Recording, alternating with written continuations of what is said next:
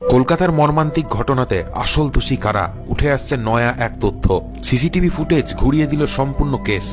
CCTV ফুটেজে একটা নয়, অর্থাৎ শুধু সঞ্জয় রায় নয়, 4টে আলাদা আলাদা চেহারাকে খুঁজে পাওয়া গেছে। প্রথম যে ছেলেটিকে দেখা গেছে সেটা ফার্স্ট ইয়ারের পোস্ট গ্র্যাজুয়েট ট্রেনি ডক্টর। দ্বিতীয় সুমিত্র, ফার্স্ট ইয়ারের পিজি ট্রেনি ডক্টর।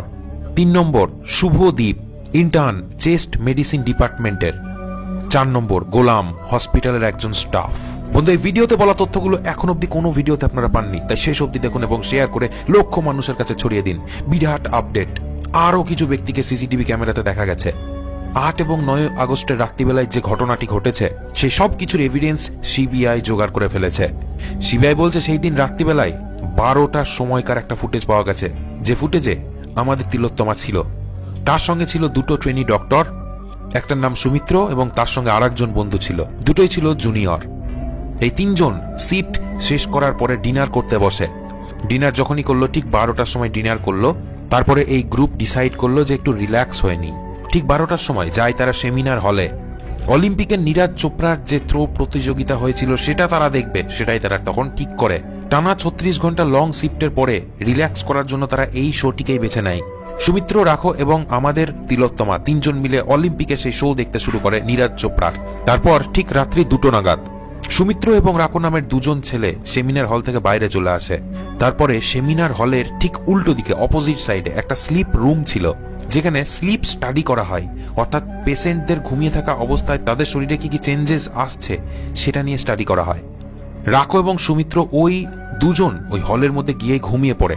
তখন বাজে ঠিক রাত্রি 2টো মতো। সেই সময় আমাদের তিলোত্তমা সেমিনার রুমে একা রেস্ট নেয়ার জন্য অগ্রসর হয়, সেটাই তার সিদ্ধান্ত ছিল। এরপরে শুভদীপ নামের যে 3 নম্বর ডাক্তার, যে ইন্টার্ন ছিল, যেও ছিল এই গ্রুপে, সে 3rd ফ্লোরে চলে যায়। ভালো করে মন দিয়ে শুনুন, 3rd ফ্লোর, যেখানে সেমিনার রুম ছিল, যেখানে এই ঘটনাটি ঘটেছে সেখানে। আর তার পাশে আর একটা রুম আছে ইন্টার্ন রুম, সেখানে সেই ছেলেটি ছিল শুভদীপ। এরপরে সিসিটিভি ফুটেজ এমন কিছু দৃশ্য দেখালো যে কেস পুরো উল্টে যাচ্ছে। আর সিবিআই কে 4টে মানুষের পলিগ্রাফ টেস্ট, অর্থাৎ লাই ডিটেক্টর টেস্ট করার জন্য সম্মতি জানানো হয়। সিবিআই ডিমান্ড করলো যে এই 4 জনেরও লাই ডিটেক্টর টেস্ট হবে। 4 নম্বর ব্যক্তি রাত্রি 2টোর সময়, ভালো করে শুনবেন, সুমিত্র এবং রাখো আমাদের তিলোত্তমাকে সেমিনার হলে ছেড়ে যায়। তারপরে ওরা চলে গেল সামনের স্লিপ রুমে। সেমিনার রুম থেকে 2টোর সময় ডাক্তারবাবুরা চলে যায়। সেই সময়তে সেই জায়গাতে, অর্থাৎ চত্বরে ছিল একা আমাদের তিলোত্তমা।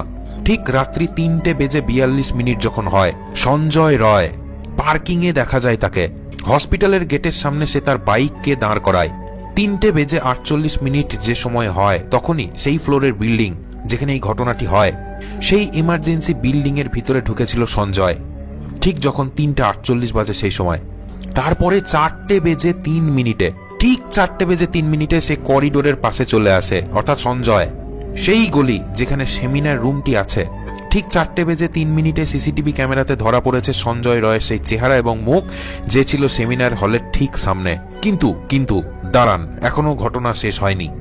4:03 ঠিক আগেই, যেমনটা ইনফরমেশন এসেছে, ঠিক 4টের সময়, অর্থাৎ 3 মিনিট আগে একজন মানুষকে দেখা যায়। আর এটাই হচ্ছে গোলাম, হসপিটালের স্টাফ। হসপিটাল স্টাফের একটা সদস্য বলতে পারেন এই মানুষটিকে, হসপিটালের কর্মচারী। 1st ফ্লোর থেকে 3rd ফ্লোরে গেছিল সিসিটিভি ক্যামেরাতে, এটাই দেখা যায় এই গোলাম নামের ব্যক্তি। তারপরেই 4:03 সময় সঞ্জয় রয়কে দেখা যায় সেমিনার রুমের সামনে। তারপরে 4:03 পরে 4:35 আবারও দেখা যায় যে 1st ফ্লোর হয়ে সেই গোলাম আবার বেরিয়ে আসছে। আর এই জায়গাটাই কিন্তু টার্নিং পয়েন্ট, এটাই কিন্তু ভাবাচ্ছে সবাইকে। আবার উপরন্ত এই জায়গাতে সঞ্জয় রয়ের ব্যবহারটাও ঠিক ছিল না। এবার প্রশ্ন হচ্ছে, গোলাম যখন 3rd ফ্লোর থেকে নিচে এলো 4:32, ঠিক সেই সময়তে সঞ্জয় আবারও সিসি ক্যামেরার সামনে আসে, অর্থাৎ সে কাজ সেরে বেরিয়ে আসছিল। তারপর ঠিক 4:37 সে তার বাইক নিয়ে হসপিটালের চত্বর ছেড়ে চলে যায়। এবার ঠিক এখানে কোন জায়গায় সমস্যাটা হচ্ছে ভালো করে শুনুন। সিবিআই যেটা নিয়ে ভাবছে ঠিক সেই জায়গাটা ভালো করে বলি। সেই ফ্লোরের মধ্যে যখন এই ঘটনাটি ঘটে, যেখানে এই ঘটনাটি ঘটে, সেখানে 4টে মানুষ ছিল। প্রথম হচ্ছে সেই বন্ধু সুমিত্র এবং রাকু। সেই দুজনা সেমিনার হলের ঠিক সামনে যেখানে স্লিপ রুম ছিল সেখানে তারা রেস্ট করছিল। আবার ওখানেই ওই ফ্লোরেই একটা ইন্টার্ন রুম আছে, যেখানে শুভদীপ নামের ছেলেটিও ছিল এবং রেস্ট করছিল। আর ঠিক ওই সময়তে গোলাম নামে স্টাফটিও, অর্থাৎ ঠিক ওই 30 মিনিটের মধ্যেই যখন সঞ্জয় এন্টার করে এবং যখন সঞ্জয় বেরিয়ে যায়, এই টাইম পিরিয়ডটার মধ্যেই গোলামও কিন্তু ওই ফ্লোরের মধ্যে যায়। 4 জন তো এমনিই ছিল সেই ফ্লোরে, একজন ট্রেনি ডক্টর, আমাদের তিলোত্তমা এবং তার আরো 2টো বন্ধু। আর সমস্যা হচ্ছে সেই 29 মিনিটের মধ্যে সবার থাকার সত্ত্বেও সেখানে এই ঘটনাটি ঘটে। মানে এই সকল ঘটনাটি ঘটেছে ওই 29 মিনিটের মধ্যে, টোটাল আধ ঘন্টার মধ্যে। এমনভাবে বডি ড্যামেজ করা হয়েছে যে শরীরের কোনো অঙ্গ প্রত্যঙ্গ ঠিক ছিল না। আর এই ঘটনাটি একটু হজম হচ্ছে না। 29 মিনিটের মধ্যে এত বিভৎসভাবে সেই সব কিছু করা কিন্তু একদম হিসেবে মিলছে না। এরপরে সঞ্জয় রয় মারাত্মক নেশা করেছিল, সিবিআই জানিয়ে দিয়েছে। এছাড়াও সে তার আগেই প্রমাণও দিয়েছে, কলকাতা পুলিশও একই কথা বলেছিল। এবার মেন প্রবলেম হচ্ছে এত কিছু ঘটনা ঘটার পরেও একটা সাউন্ড, একটা চিৎকার, একটা গলার আওয়াজও পাওয়া যায়নি সেই রুমের বাইরে। সেই ফ্লোরে থাকা আরো যে 3-4 জন ছিল তাদের কানেও কি সেই আওয়াজ যায়নি? প্রশ্ন একটাই সিবিআইয়ের। আবার উল্টো দিকে আর একটা খবর উঠে আসছে যে সেই ঘরের দরজা লক করা যেত না, কারণ তার শিকল ছিল ভাঙা। আর এই একটা কারণেই সিবিআই এই 4 জনের পলিগ্রাফ টেস্টের জন্য দাবি করেছে। রাকো, সৌমিত্র, শুভদীপ এবং গোলাম, এই 4টে মানুষের পলিগ্রাফ টেস্ট হতে চলেছে। আর এই টেস্টটাও হবে আর কিছুক্ষণের মধ্যেই, কিছু সময়ের মধ্যেই।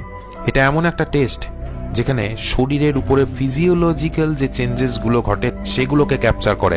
প্রচুর প্রশ্ন করা হবে, প্রাসঙ্গিক এবং অপ্রাসঙ্গিক, আর সেই সময় দেখা হবে শরীর কিভাবে রিয়্যাক্ট করছে। যাকে প্রশ্ন করা হবে তার শরীরের একাধিক জায়গাতে থাকবে বিভিন্ন সেন্সার এবং মেশিন লাগানো। যে সময়তে প্রশ্ন করা হয় সেই সময় হার্ট বিট চেক করা হয়, ব্লাড প্রেসার চেক করা হয়, ব্রিদিং রেট মানে নিঃশ্বাস প্রশ্বাস কিভাবে সে নিচ্ছে সেটাকে চেক করা হয়। এছাড়াও চেক করা হয় স্কিনের কন্ডাক্টিভিটি, কেউ কি কোনো প্রশ্নকে লুকিয়ে যাচ্ছে, এড়িয়ে যাচ্ছে, কোনো কি সত্যিকে গোপন করছে, এগুলোই চেক করা হয় এই লাই ডিটেক্টর টেস্টের মাধ্যমে। দেখুন, এই ঘটনাকে ঘটালো তার পিছনে প্রচুর প্রশ্ন আছে, অনেক কিছু ঘটতে পারে, অনেকে এই কাজ করতে পারে। কিন্তু নির্যাতিতার মা এবং বাবা, তাদের পরিবার সিবিআইকে যা যা বলেছে তা শুনলে অবাক হবেন। সিবিআইয়ের উপরে 100% আস্থা আছে, ভারত সরকারের উপরে 100% আস্থা আছে তার পরিবারে। পরিবার বলেছে যে 1-এর বেশি মানুষ ইনভলভ থাকতে পারে এই ঘটনার মধ্যে। এটা কোনো একজন মানুষের করা কাজ নয়, এটা তারা সন্দেহ করছে। এবার যদি হিসেব করা হয় তাহলে দেখতে পাবেন সেখানে 4 জন ব্যক্তি ছিল, আর ওই 4 জনের মধ্যে কেউ কিছু আওয়াজ শোনেনি। এত বড় ঘটনা ঘটে গেল। তো সেমিনার হল যেটা আছে, যেখানে ভিতরের আওয়াজ বাইরে আসে না, সেটাকে এমনভাবে বানানো হয়েছে যে ভিতরের আওয়াজ যেন একটু লিক না করতে পারে, সাউন্ড প্রুফ বানানো হয়েছে সেই ঘরটিকে। তো এই কারণেও হতে পারে তার চিৎকার হয়তো বাইরে আসেনি, কিন্তু এর বাইরেও আরো অনেক সম্ভাবনা রয়েছে। আবার এটাও হতে পারে সেই কলেজের কর্তৃপক্ষেরই হাত আছে এটার উপরে। তো এর উপরে অনেক রকম থিওরি অনেক মানুষই দিচ্ছে, কিন্তু তাদের বিরুদ্ধে কোনো প্রমাণ বা সত্যতা নেই। দেখুন, সত্যতার প্রমাণ অনেক সময় না থাকলেও অনেক কিছু প্রুভ করা যায়। এর মধ্যে একটা পলিগ্রাফ টেস্ট, আরজিকর মেডিকেল কলেজের প্রিন্সিপাল সন্দীপ ঘোষকেও যদি পলিগ্রাফ টেস্ট করানো হয়, যেটা হবে কিছুক্ষণের মধ্যেই, তাহলে অনেক তথ্য বেরিয়ে আসবে। দেখুন, প্রশ্ন হচ্ছে এর মধ্যে কি কোনো বড় শক্তি লুকিয়ে আছে? বড় কারো কি হাত লুকিয়ে আছে? খাবারের মাধ্যমে কি কিছু মিশিয়ে খাইয়ে দেওয়া হয়েছিল? এর কারণে হয়তো সে পুরো ঘুমিয়েছিল, ঝিমিয়েছিল, কোনো আওয়াজও করতে পারেনি। সবকিছু পসিবল হতে পারে। 4-5-এর বেশি লোক এখানে থাকতে পারে, আবার 2-3 জন ব্যক্তিও থাকতে পারে। সিবিআই যখন সবাইকে প্রশ্ন করে তখন সবার প্রশ্নের উত্তরগুলো নর্মাল ছিল না, ইনকনসিস্টেন্সি ছিল, ঠিকঠাক মিল ছিল না।